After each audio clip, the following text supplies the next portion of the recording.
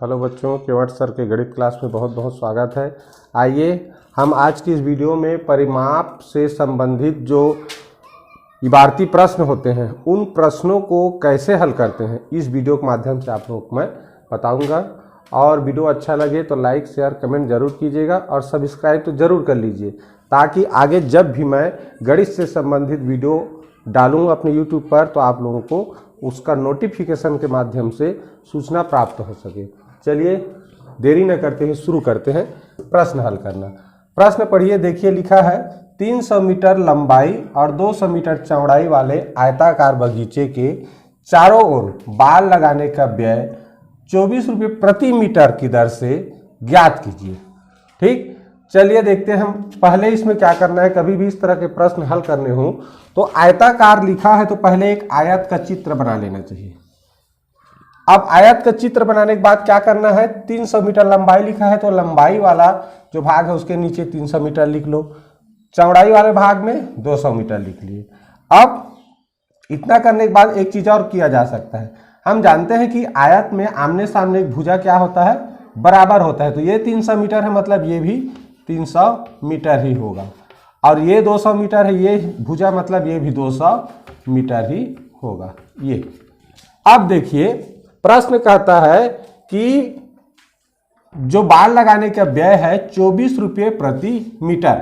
इसका अर्थ क्या हुआ कि 1 मीटर में बाल लगाएंगे तो 1 मीटर का खर्च 24 रुपये है। 1 मीटर का खर्च कितना है, 24 रुपये है। और तो यहाँ पर देखिए एक ही नियम हम जानते हैं कि कहीं एक का भाव दिया हो और अधिक का निकालना हो तो एक ही नियम में एक से अधिक का निकालना हो तो क्या करते हैं, जितना का निकालना है जितना अधिक का उसके साथ एक का जो भाव है उसका गुणा कर देते हैं। तो चलिए सबसे पहले ये कुल कितना है ये जानना पड़ेगा। तो यहाँ हम क्या करेंगे, इस आयताकार बगीचे का क्या निकालेंगे, परिमाप निकालेंगे। तो परिमाप निकालने का दो तरीका, एक तरीका है सूत्र विधि। तो सूत्र विधि पहले देख लेते हैं। सूत्र क्या कहता है कि 2 गुणित लंबाई धन चौड़ाई, ये है परिमाप निकालने का सूत्र।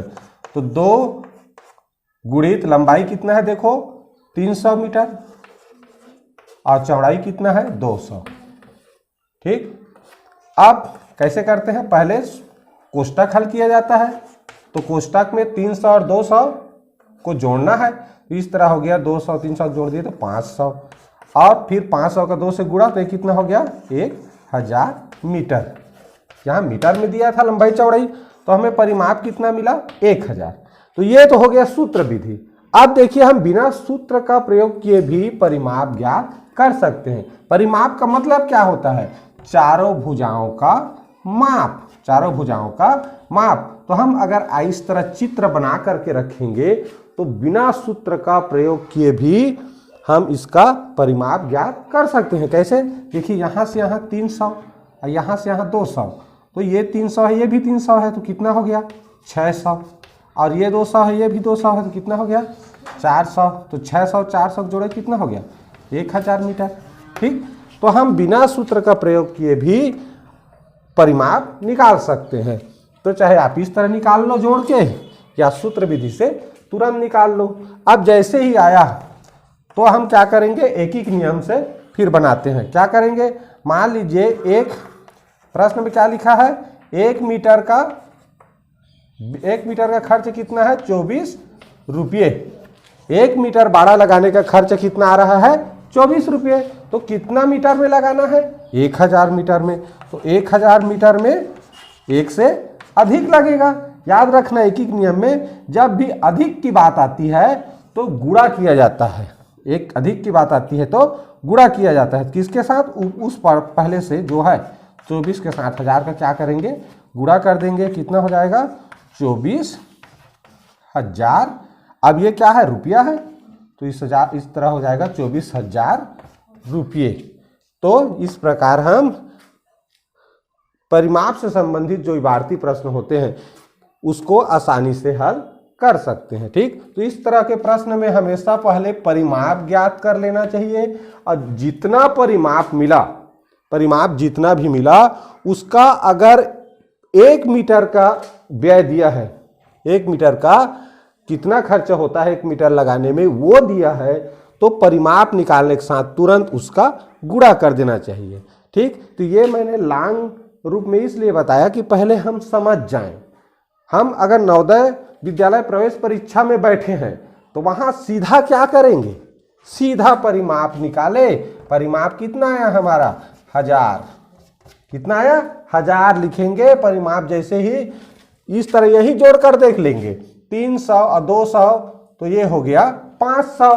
अब आयत का परिमाप क्या होता है, लंबाई और चौड़ाई को जोड़ दो, 2 से गुणा कर दो, तो 300 और 200 को जोड़े कितना हो गया 500, 500 को 2 से गुणा 1000, तो 1000 का गुणा तुरंत, एक का दिया है तो अधिक का जानना है तो उसके साथ गुणा कर देते हैं, तुरंत आ जाएगा 24,000।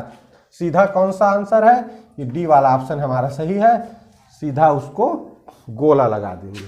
ठीक, चलिए नेक्स्ट। हेलो बच्चों, केवट सर का गणित क्लास में बहुत बहुत स्वागत है। आइए हम लोग परिमाप से संबंधित एक और इबारती प्रश्न, जो कि पहले जो प्रश्न बताया उससे थोड़ा हट के है, इसको कैसे बनाते हैं मैं इस वीडियो के माध्यम से आप लोगों को बताऊंगा। चलिए देखते हैं, प्रश्न को पढ़िए। पहले एक वर्गाकार क्षेत्र को, क्षेत्र मीन्स होता है खेत। ठीक, हम खेत को संस्कृत में क्षेत्र बोलते हैं। ठीक, तो क्षेत्र को ही खेत बोला जाता है।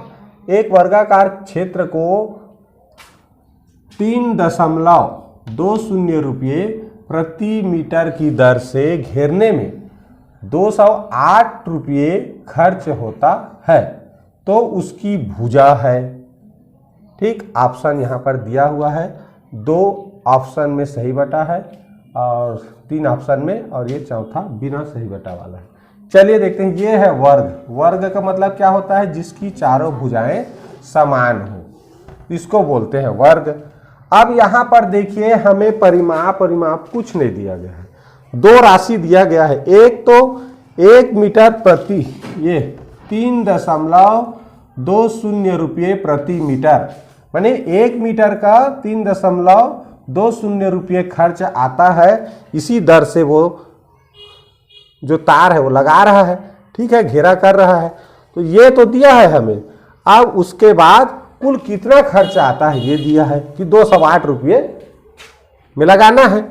ठीक है, अब यहाँ पर देखिए कैसे जानेंगे, तो पहले एक उदाहरण से समझते हैं कैसे समझते। ठीक है, तो देखिए ये एक वर्ग है मान लीजिए, जिसकी भुजा कितना है 2 मीटर, तो सभी भुजाएं वर्ग में 2-2 मीटर का ही होगा। ठीक, वर्गाकार में सभी भुजाओं का माप बराबर होता है। मान लीजिए यहाँ पर 1 फीट का 5 रुपये लेता है लगाने का। 1 फीट में कितना खर्च आता है 5, तो कुल मिलाकर चारों तरफ लगाएगा तो देखिए कितना आया, ये 5, 10, 15, 20, 25, 30, 35, 40, यानी 2 फीट का 10 रुपया और इस 2 फीट का 10 रुपया, इसका भी 10 रुपया, इसका भी 10 रुपया।